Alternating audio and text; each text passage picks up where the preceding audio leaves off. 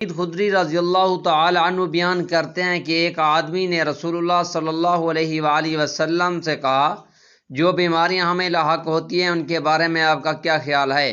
آپ صلی اللہ علیہ وآلہ وسلم نے فرمایا، یہ گناہوں کا کفارہ بننے والی ہیں۔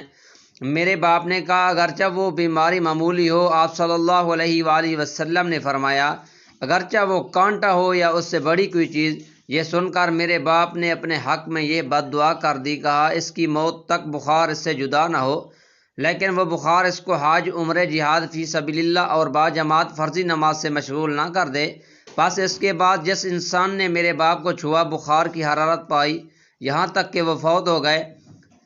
نبی کریم صلی اللہ علیہ وآلہ وسلم نے فرمایا، جس مسلمان نے مسلم ماں باپ دونوں کی طرف سے یتیم ہو جانے والے بچے کو اپنے کھانے پینے میں اپنے ساتھ رکھا یہاں تک کہ اللہ تعالیٰ نے اس یتیم کو غنی کر دیا، تو اس کے لیے قطعی طور پر جنت واجب ہو جائے گی۔